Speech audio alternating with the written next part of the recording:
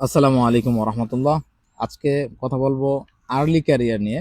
আমার এই চ্যানেলে আপনি যদি নতুন হয়ে থাকেন তাহলে আপনার উদ্দেশ্যে বলতেছি, এই চ্যানেলে আমি মূলত আহ, তরুণদের কিভাবে দ্রুত তারা কর্মক্ষেত্রে জয়েন করতে পারে এবং মাদ্রাসা শিক্ষা বা জেনারেল শিক্ষা, বাংলাদেশের শিক্ষা ব্যবস্থা কিভাবে আমরা সেটাকে একটা বাস্তবমুখী জায়গায় নিয়ে যেতে পারি, এগুলো নিয়ে কথা বলি। এবং আমার দুইটা চ্যানেল আছে, একটা হচ্ছে শিক্ষা সমাধান, এবং আমি দুঃখিত নাম বারবার চেঞ্জ করার জন্য, আরেকটা হচ্ছে রাজনীতির খেলা। উভয়টাই আমি ভিডিও আপলোড করি এবং একই সাথে আপলোড করি। অতএব দুইটা চ্যানেলই আপনারা একসাথে পেয়ে যাবেন এবং সাবস্ক্রাইব করে রাখবেন ইনশাআল্লাহ। তো এবার মূল আলোচনায় যাই।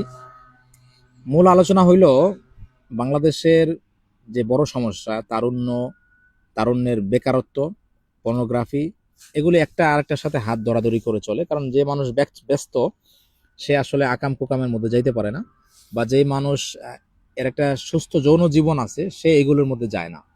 এবং আমাদের সুস্থ যে যৌন জীবন বা বৈবাহিক জীবন শুরু করার ক্ষেত্রে যে বাধাটা, সেটা হচ্ছে আমাদের একটা দীর্ঘ সময় যে আমাদের শিক্ষা ব্যবস্থা, পড়াশোনা, এইটাই আমাদের মূল বাধা হয়ে দাঁড়াইছে।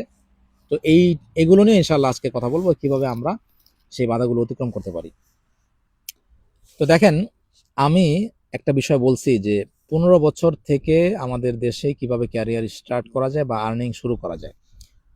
তার আগে আমি বলবো এটা জরুরি কেন। দেখেন, আপনার বয়স যখন 15 বছর, তখন যদি আপনি প্রতি মাসে বা প্রতিদিন 100 টাকা করে ইনকাম করেন বা 50 টাকা করে ইনকাম করেন, তাহলে কিন্তু আপনার টাকায় কেউ ভাগ বসাইতেছে না। আপনার বাবা যত গরিবই হোক, অন্তত ওই বয়সে আপনার কাছ থেকে টাকা পয়সা চাবে না আপনার পরিবার।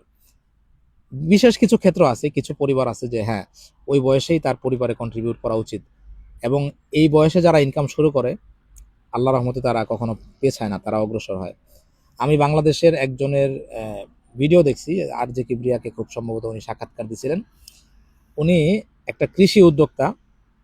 উনি বিভিন্ন দেশ থেকে ফলের চারা এনে সেগুলো দিয়ে উনি ফল গাছ লাগান, এবং ওনার যে অ্যাসেট, কয়েক একর জমি, কয়েক হাজার একর জমির উপর উনি কাজ করতেছেন। উনি বলছেন যে আমাকে যদি 1,000 কোটি টাকাও দেওয়া হয় আমি আমার অ্যাসেট দিব না। উনি এই পর্যায়ে গেছেন, এবং এই লোক খুব ছোটবেলায় অভাবের কারণে পড়াশোনা করতে পারেনি, কাজকর্ম শুরু করছেন। তো ছোটবেলায় কাজ শুরু করলে যেটা আপনার সুবিধা হয় সেটা হচ্ছে যে আপনি একটা কাজ শুরু করার পর, 1 বছর একটা কাজ করার পর বা একটা ব্যবসা করার পর যদি ফেল করেন, ধরেন 15 থেকে 25 বছর এই পর্যন্ত আপনি 10টা বিষয় ট্রাই করতে পারেন। এই সুযোগটা আপনার কাছে আছে। কিন্তু আমরা যারা 25 বছরের পরে এসে আমাদের কর্মজীবন শুরু করছি, আমাদের কাছে কোনো টাইম থাকে না।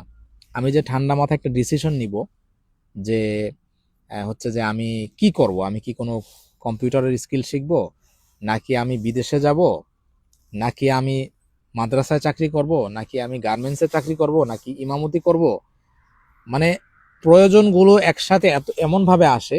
আমি যেগুলোর কথা আগেও বলছি, বাবা অসুস্থ হয়ে যায়, বিয়ে করতে হবে, বাড়িতে ঘর নাই, বোনরে বিয়ে দিতে হবে, মায়ের চিকিৎসা করাইতে হবে, নানামুখী চাপ এমনভাবে আসে যে তখন আসলে একটা কিছু শেখার জন্য যে সময় দেওয়া বা একটা স্কিল ডেভেলপ করার জন্য সেটার পেছনে সময় ইনভেস্ট করা, সময়ও থাকে না, টাকাও থাকে না।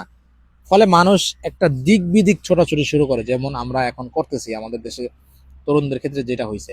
এবং আগে যারা ফেল করে গেছে তাদের জীবন থেকেও আমরা কোনো অভিজ্ঞতা পাই না। আমাদের দেশে ওই গদ বাঁধা, সবাই বলে হ্যাঁ তুমি মাস্টার্স করো, বিসিএস এর জন্য প্রিপারেশন নাও, কিন্তু বিসিএস কয়জন পাশ করতে পারে, বা কয়জনের ওইরকম মেধা থাকে। বা দেখা যাচ্ছে যে যারা সায়েন্সের ছাত্র, ডাক্তারি পড়ছে, এই লোক আইসা অঙ্ক ইংরেজিতে ভালো, এই লোক বিসিএস পরীক্ষা দিয়ে পুলিশ হয়ে যেতেছে। মানে নানান বিধিকিচ্ছি অবস্থা। তো সেই জায়গায় আমি দ্রুত আর্নিং শুরু করতে বলি এই জন্য যে ছোটবেলায় কাজ শুরু করলে বা ছোটবেলায় হচ্ছে যে ব্যবসা শুরু করলে আপনি শেখার জন্য যথেষ্ট সময় পান, এবং আপনি কোন জিনিসে ভালো, কোন জিনিসটা আপনার কাছে ভালো লাগে, সেইটা যাচাই বাছাই করার জন্য আপনার অনেক সময় থাকে। তো এখন বলবেন যে তাইলে পড়ালেখা কি বাদ? আমি বলবো যে দেখেন, পড়ালেখাটা গুরুত্বপূর্ণ, কিন্তু আমাদের দেশে আমরা যে ধরনের পড়ালেখা করি স্কুল কলেজে, পড়ালেখার, যদিও আমরা সেটা বলি না যে পড়ালেখার উদ্দেশ্য হচ্ছে পেট চালানো, কিন্তু আলটিমেট উদ্দেশ্য কিন্তু ওইটাই হয়, মানে আমরা একটু ভালো ইনকাম করতে পারি। তো সেই বিবেচনায় যদি দেখা যায় তাহলে কিন্তু ইনকামটা হচ্ছে আমাদের ফার্স্ট প্রায়োরিটি। মানব ইতিহাসে একজন পুরুষের জন্য সবসময় গুরুত্বপূর্ণ ছিল যে সে ভালো ইনকাম করতে পারে, সে কোনো কাজ জানে। আমরা যে বিদেশে আসছি, মানে আমি ইটালিতে আছি, আপনি সৌদিতে গেলেন বা মালয়েশিয়াতে গেলেন, যেখানেই যান, বা আমাদের এইখানে মানে ইটালিতে বাংলাদেশের থেকে অনেক সফটওয়্যার ইঞ্জিনিয়ার আসছে বা পাকিস্তান থেকে আসছে, কিন্তু তারা তাদের ওই পেশায় যাইতে পারে নাই। পেশায় কেন যাইতে পারে নাই? মৌলিক কারণ হলো প্রথমত ভাষা। ভাষা না জানার কারণে, যেহেতু ইউরোপিয়ানরা ইংরেজি বলে না, আমরা যে মনে করি আমাদের দেশে ইংরেজি বললে মহাজ্ঞানী, বা এখনো পর্যন্ত আমি দেখতেছি যে ইংরেজি শেখার জন্য খুব মানে বিভিন্ন কোর্স টোর্স হইতেছে। তো ইংরেজি শেখাটা এত, এই বর্তমান 2025-এ এসে আমি মানে দীর্ঘ সময় লাগায় ইংরেজি শিখবো এটা জরুরি মনে করি না। এখন বিভিন্ন এআই অ্যাপ আছে, প্র্যাকটিকা আছে, সেটা যদি আপনি ডাউনলোড করেন, সেখানে যদি আপনি কথা বলেন, আপনি বাংলায় বলবেন, ও আপনাকে একদম এক্সেলেন্ট উচ্চারণ সহ আপনাকে ইংলিশ ইংলিশ রিপ্লাই দিবে। তো বর্তমানে যে কোনো কিছু শেখা সহজ। তো আমি যেটা বলতে চাইতেছি সেটা হচ্ছে যে আপনি যদি কাজ জানেন, আপনি যদি বিজনেস করতে জানেন, আপনি যদি চায়না থেকে প্রোডাক্ট এনে বিক্রি করতে পারেন, বা আপনি যদি ঝালমুড়ি বানাইতে পারেন ভালো, বা আপনি মেকানিক, আপনি মোটরসাইকেল ঠিক করতে পারেন, আপনি মোবাইল রিপেয়ার করতে পারেন, যে কোনো যদি একটা হাতের কাজ আপনার জানা থাকে, পৃথিবীর কোথাও আপনি আটকাবেন না। এবং মানব ইতিহাসে সবসময় ট্র্যাডিশনাল পড়াশোনা থেকে হাতের কাজের গুরুত্ব ছিল। তো আমি মনে করি 15 বছর থেকে আপনার জন্য জরুরি হচ্ছে কিছু পয়সা ইনকাম করা। শিক্ষাটা যদি ম্যানেজ করতে পারেন তাইলে ভালো, এটা একটা সামাজিক মর্যাদা দেয় বা আত্মতৃপ্তির ব্যাপার আছে এখানে, বা নিজস্ব জীবনের এটাও একটা অর্জন, বড় অর্জন, আমি এটাকে ছোট করতেছি না। আমি যেটা বলতেছি যে আপনি স্কুলে পড়েন, মাদ্রাসায় পড়েন, যেখানেই পড়েন, 15 বছর থেকে আপনার হচ্ছে যে কিছু না কিছু ইনকাম করা উচিত। এবং মাদ্রাসার যে সিস্টেম, আবাসিক থাকতে হয়, সারাদিন থাকতে হয়, এই সিস্টেমের বিরুদ্ধে আমি কথা বলতেছি। কারণ এই সিস্টেমে আপনার ক্যারিয়ার নিয়ে কোনো কথা বলা যায় না। এখানে টাকা পয়সার কথা বলাটাই যেন একটা ট্যাবু। অর্থাৎ টাকা, মুসলিমদের টাকা উপার্জন করা উচিত এবাদত মনে করেই। কেন? আল্লাহ তাআলা কোরআনে বলে দিয়েছেন, ফাইজা কুদিয়াতিস সালাত ফান্তাশিরু ফিল আরদি ওয়াবতাগু মিন ফাদলিল্লাহ। যখন নামাজ পড়া হয়ে যায় তখন তোমরা জমিনে ছড়ায় পড়ো এবং আল্লাহর অনুগ্রহ তালাশ করো। ফলে ইসলাম টাকাটাকে, এইভাবে বলে নাই যে তোমরা দৌড়াইতে থাকো টাকার পেছনে, এরকম বলে নাই।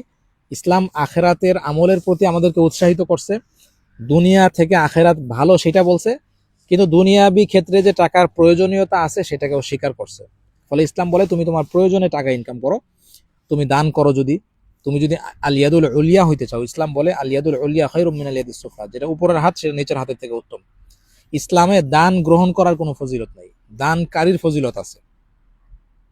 তো আমরা মুসলিম হিসেবে এই জন্য অর্থ উপার্জন করব যে যেন আমাকে সুদে জড়াইতে না হয়, আমাকে হারাম কাজে জড়াইতে না হয়, আমি হালাল ভাবে ইনকাম করব।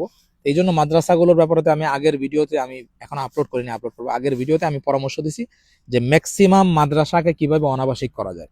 অনাবাসিক করলে ক্লাসের পরে যে ছাত্রটা অভাবী আছে, যে ছাত্রটা হচ্ছে যে তার নিড আছে ফ্যামিলিকে সাপোর্ট করার, সে একটা মুয়াজ্জিনি করতে পারে, বা সে একটা মোবাইলের দোকানে কাজ করতে পারে, সে একটা হোটেলের মধ্যে কাজ করতে পারে। এবং এই বিষয়গুলোকে যে কেউ যে কোনো কাজ করতে পারার সামাজিক সচেতনতা তৈরি করতে হবে। আপনি যে কোনো কাজ করলেই যে আপনাকে শরম দিবে, তার কাছে হাতটা আগায় দিবেন, বলবেন ভাই 100 টাকা করে দেন। আমার বয়স 15 বছর, আমি প্রতিদিন 100 টাকা করে কামাই করি, মাসে আমার 3000 টাকা হয়, এখান থেকে আমি 1000 টাকা খরচ করি, 2000 টাকা সেভ করি, বছরে আমি 24,000 টাকা সেভ করব। আমি 2 বছর পর একটা দোকান দিব, বা 2 বছর পর আমি একটা ব্যবসা শুরু করব। এখন আপনি যদি আমাকে এখনই 24,000 টাকা দিয়ে দেন, তাহলে 1 বছর আমি কাজ করব না। আপনি যদি আমাকে 3,000 টাকা দেন, তাহলে 1 মাস কাজ করব না। তখন দেখবেন যে মুখ বন্ধ হয়ে গেছে। মানে আমাদের সমাজে কিছু কুসংস্কার আছে যে আমাদের সমাজের মানুষের মান ইজ্জত, মানে খুব, মানে যে কোনো কিছুতেই তাদের মান ইজ্জত চলে যায়। ঠিক আছে, আত্মীয় স্বজন, বন্ধু বান্ধব। তো আমাদেরকে বাস্তবমুখী হইতে হবে।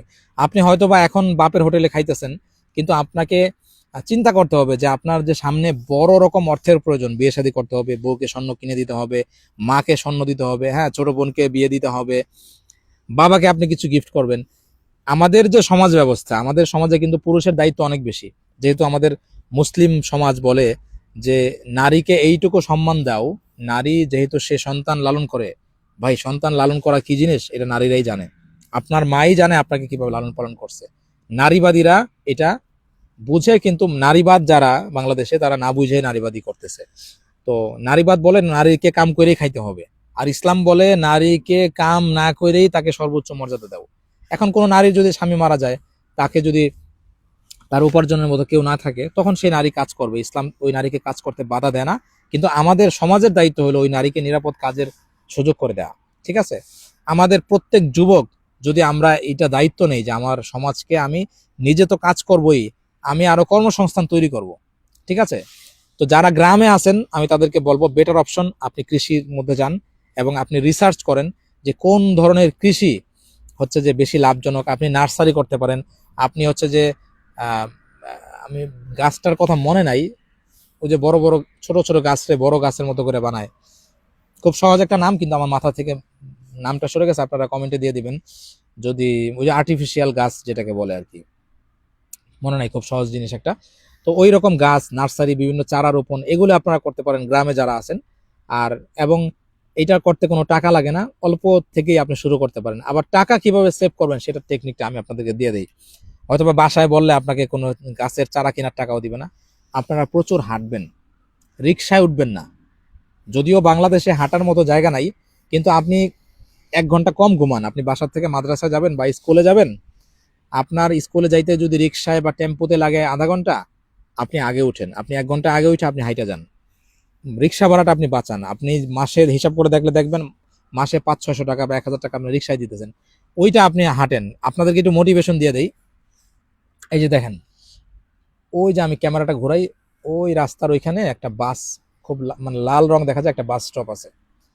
আমাদের ইউরোপে আমরা যারা বাঙালি বা ইউরোপিয়ান যে কোনো দেশের মানুষ যখন পাবলিক ট্রান্সপোর্টে চড়তে হয়, বাসে চড়তে হয়, বাস পর্যন্ত যাওয়ার জন্য কিন্তু রিক্সা, টেম্পো নাই, অটো নাই। মানে জীবন এত সহজ না, এবং আপনার জীবন যত সহজ হবে ততই আবার কঠিন হবে।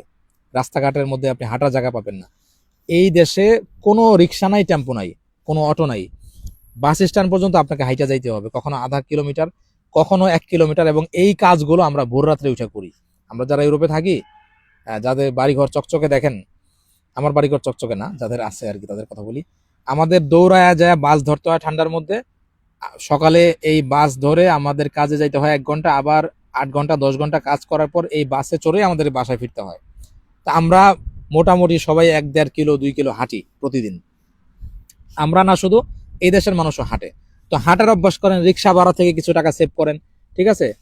তারপরে আপনার বিভিন্নভাবে আপনি টাকা সেভ করার চেষ্টা করেন। আমি হাঁটার টেকনিকটা দিয়ে দিলাম। যদি পাবলিক ট্রান্সপোর্ট বর্জন করে, দূরের পথ আলাদা, 10 কিলো 5 কিলো সেটার হিসাব আলাদা, কিন্তু আপনি যদি পাবলিক ট্রান্সপোর্টের খরচ বাঁচান, যেমন আমি আমার ছাত্র জমানায় অনেক টাকা বাঁচাইতাম। মনে করেন মাঝে মাঝে আমরা এই সদরঘাট থেকে ফরিদাবাদ যাইতাম, তো ভাবলাম যে হাঁটা শুরু করি, টেম্পো পাইলে উঠলাম, অর্ধেক পথ যায় যদি উঠি, ওইখানে 3 টাকা দিলে হয়ে যায়, কিন্তু শুরুতে উঠলে 8 টাকা দিতে হয়। তো এইভাবে অনেক সময় হাঁটতে হাঁটতে মাদ্রাসায় চলে গেছি বা বাসায় এসে পড়ছি। তো এই জন্য আমি বলবো, যদি টাকা সেভ করতে চান, রিজাল পরিবহনে আরোহণ করুন।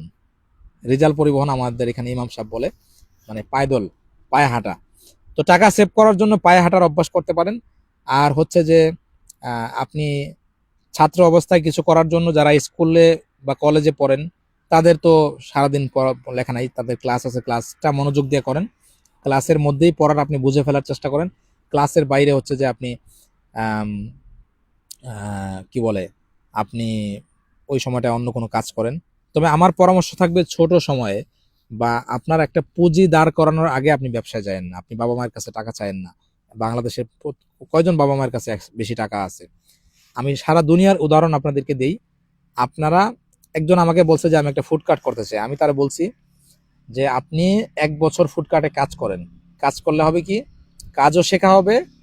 ওই যে একটা কথা আছে যে রথও দেখা হইলো, মানে বাদামও বেচা হইলো, এরকম একটা ব্যাপার আর কি।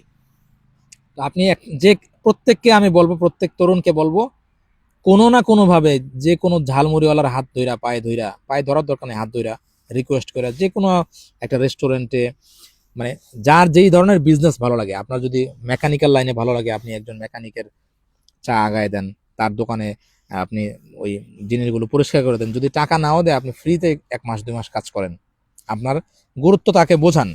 তো এইভাবে যদি আমরা সবাই কাজে লাগি, যে যত দ্রুত কাজে লাগবে, দেখেন আমাদের প্রত্যেকের জীবনেই কামলা দিতে হবে। আর যার বাপেরটা আছে, সে বসে বসে খাওয়ার চিন্তা করে, ওই জীবন আসলে কোনো জীবন না, ওই জীবনে কোনো আনন্দ নাই। ঠিক আছে, এটা মূলত ঢাকা শহরের বাড়িওয়ালাদের